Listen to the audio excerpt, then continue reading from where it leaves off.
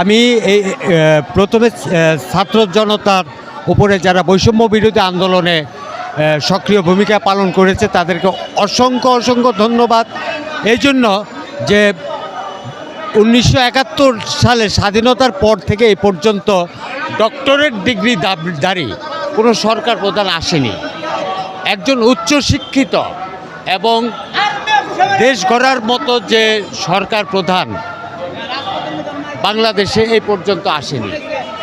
আমাদের একটা মানে আমরা যে ডক্টরেট ডিগ্রিধারী একজন সরকার প্রধানকে পেয়েছি এবং ওনার মাধ্যমে বাংলাদেশে একটি সুন্দর এবং সমৃদ্ধশালী সরকার প্রধান উনি উপহার দেবেন, এই আশাটাই আমরা সবাই করি।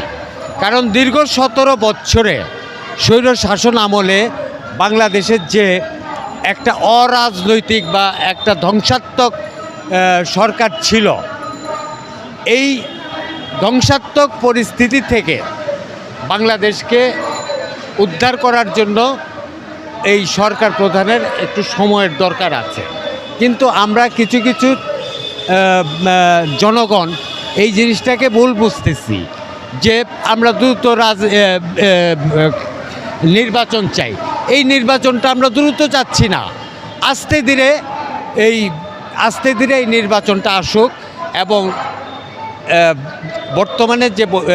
বর্তমানে যে সরকার প্রধান যারা আছেন বা যেখান থেকে যেভাবে আপনার এইখানে রাজনৈতিক বর্তমানে যে সরকার প্রধানরা আছেন তারা আস্তে ধীরে এই নির্বাচনটা দেশটাকে সুন্দরভাবে গঠন করুক, এই আশাটাই আমরা।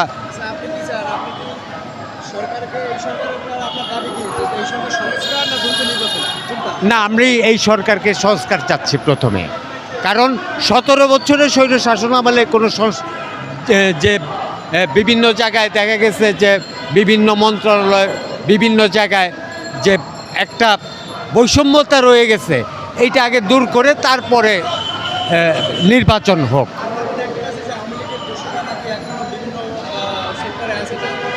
অবশ্যই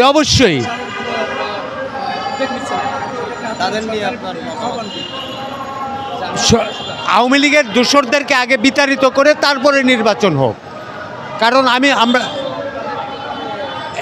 একবারে তো তাদেরকে যদি বিতাড়িত করে তাহলে দেশের একটা বড় ধরনের ক্ষতি আসবে। যেমন প্রতিটা সেক্টরে দেখা গেছে বাংলাদেশের প্রতিটা সেক্টরে ওই আওয়ামী লীগের উচ্চ পর্যায়ে এই আওয়ামী লীগের কর্মকর্তা বিভিন্ন রয়ে গেছে, এদেরকে আস্তে ধীরে বিতাড়িত করতে হবে। একবারে বিতাড়িত করলে দেশের প্রতিটা সেক্টরে বড় ধরনের একটা ক্ষতি হবে। যার জন্য আস্তে আস্তে এদেরকে বিতাড়িত করে তারপরে নির্বাচনটা দেওয়া হোক, এটা আমরা চাচ্ছি।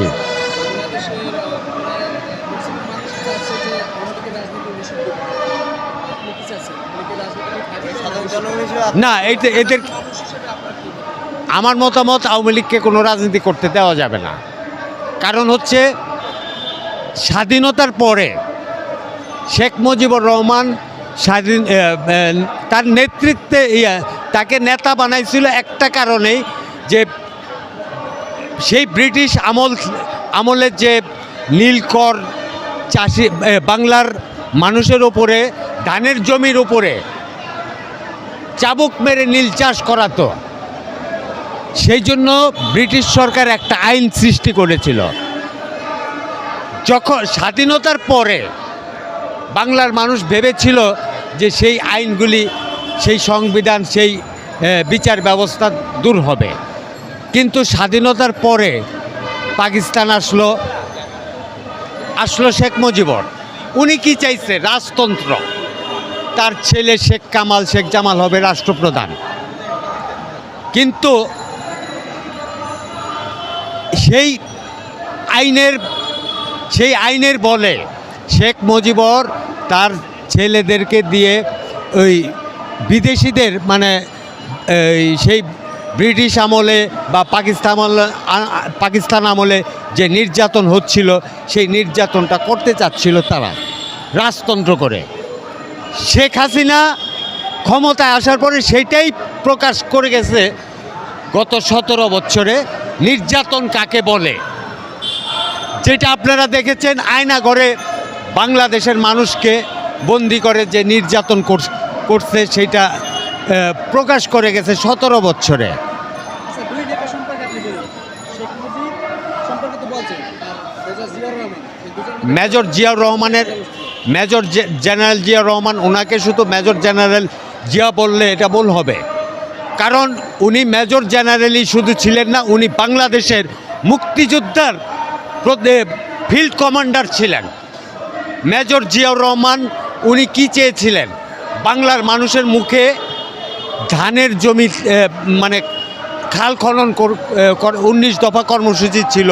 প্রথমে ছিল খাল খনন করে যাতে ধানের জমির উপরে ফসল উৎপাদন করে বাংলার মানুষের খাদ্য উৎপাদন দ্বিগুণ করার কথা বারবার বলেছে, কিন্তু এখন আর আমরা দেখতে পাচ্ছি না।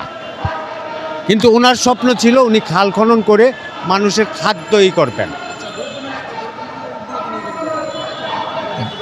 দ্রব্যমূল্য ঊর্ধ্বগতির ব্যাপারে আমি যেটা বুঝি, হ্যাঁ, দ্রব্যমূল্য ঊর্ধ্বগতির কারণ হচ্ছে আপনারা জানেন যে বন্যা পরিস্থিতি, এইটার কারণে হয়তোবা দ্রব্যমূল্য, তারপর ইন্ডিয়া থেকে যে খাবার এইটা ওই আমদানিটা হতো সেটা এখন বন্ধ আছে প্রায়।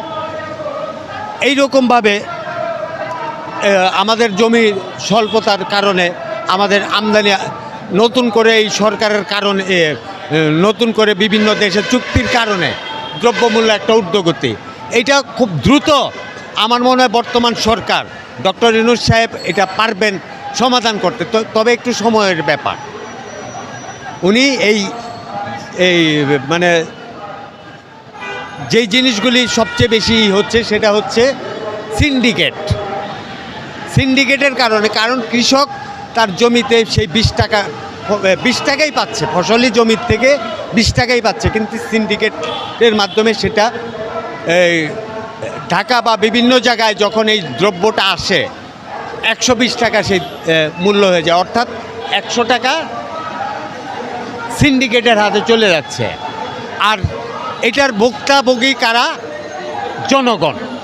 এই সিন্ডিকেটটা ধ্বংস করার জন্য ডক্টর ইউনূস সাহেব বা তার সরকার ওনারা খুব দ্রুত এটার সমাধান করবেন আমি মনে করি। আমরা তো দেখেছি আগে আওয়ামী লীগের নেতা কর্মীরা তারা সিন্ডিকেট করতো, এখন তো তারা ক্ষমতা নেই, এখন তো সিন্ডিকেট কারা করছে? আওয়ামী লীগের নেতাকর্মী নাই কে বলছে? আছে, আওয়ামী লীগের লোকজন এখনও বিভিন্ন জায়গায় ছড়ায় ছিটে আছে, এদেরকে পর্যায়ক্রমে বিতাড়িত করতে হবে। হয়তোবা তারা, আপনারা সবাই জানতেছে যে আওয়ামী লীগের কেউ নাই, আসলে আওয়ামী লীগের রূপ পাল্টাইছে, তারা আছে, সিন্ডিকেটটা তারাই করতেছে। অনেকেই বলছে ডক্টর ইউনূস দেশ পরিচালনা করার যোগ্যতা নেই। যদি দেশ চালানোর যোগ্যতা না থাকে, উনি ডক্টরেট ডিগ্রি লাভ করছেন, এটা কি এমনি করছেন? অবশ্যই তার যোগ্যতা আছে, এবং বাংলাদেশেই প্রথম একজন ডক্টরেট ডিগ্রিধারী সরকার বাংলাদেশে আসছে। এই জন্য আমরা মনে করি ওনাকে স্বাগত জানানো, ওনাকে সহযোগিতা করানো, ওনার সম্পর্কে কোনো কটূক্তি করা নয়, ওনাকে উৎসাহ দেওয়া। আমরা মনে করি যে ডক্টর ইউনূস সাহেবই বাংলাদেশের কোনো যদি শিক্ষা ব্যবস্থা, খাদ্য, বস্ত্র, মানে সব কিছুতেই উনি একমাত্র পারবেন, যেটা আমরা চাচ্ছি দ্রুত। আসলে চা যদি আমরা ওই পানির মতো পান করতে যাই তাহলে আমাদের মুখ পুড়ে যাবে। আমাদের বাঙালিরা হচ্ছে কি, আমরা চাটারে ওই পানির মতো দ্রুত পান করতে চাচ্ছি, কিন্তু না, আমাদের একটু সময় নিতে হবে। আমরা দেখেছি শেখ হাসিনার পদত্যাগের পরে ডক্টর ইউনূস সাহেবের ক্ষমতা আসার পরে দেখছি অনেকেই আন্দোলনে, যেমন আনসার, হিন্দুরা বা শিক্ষার্থীরা, প্রতিবন্ধীরা, আসলে এটা একটা তারা ভুল ইস্যুয়ের ভিতরে পড়ে আছে, কারণ 17 বছরে যে স্বৈর শাসন চলে আসছে, এটার এইটা একদিন দুই দিনে সমাধান করা সম্ভব না, কারণ প্রতিটা সেক্টরে প্রতিটা জায়গায় আপনার আওয়ামী লীগের লোকজন বসে আছে। রাজনৈতিক দলেরা হয়তোবা এটা রাজনৈতিকভাবে এটা আস্তে আস্তে এটা সরাইয়া তারপরে একটা সুন্দর সরকার গঠন করে তারপরে মানে একটা সুষ্ঠু নির্বাচন আসবে আমি মনে করি। ধন্যবাদ।